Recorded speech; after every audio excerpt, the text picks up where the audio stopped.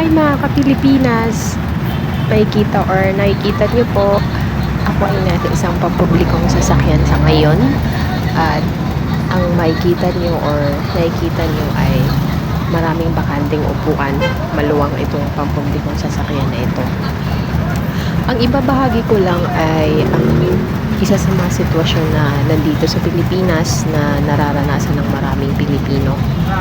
Dahil tayo po ay mahaba ang pasensya.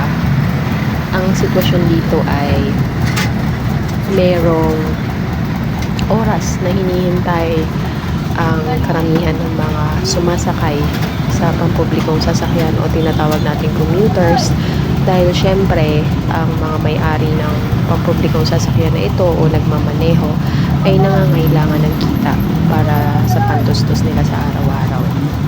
Subalit ito ay naiiba naman sa sitwasyon ng mga developed countries na sinasabi natin. Dahil sa kanila, merong tinatawag na mabilisan. And that means that there is customer service. Mahalaga ang oras sa kanila. At ibig sabihin nun, binibigyan nila ng importansya or pagpapahalaga ang mga tao sa kanila para makarating at maisagawa kung ano man ang mga purpose ng lakad nila.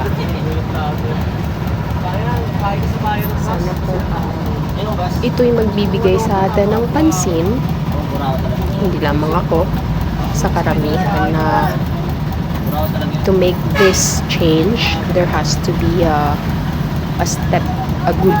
good action, so that this will not be happening all over and over again.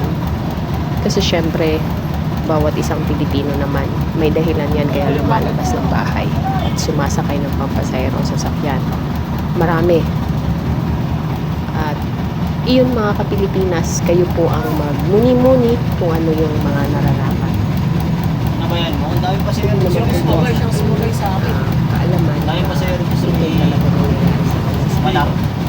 Naibig sa ibang mga bansa. Mayayaman.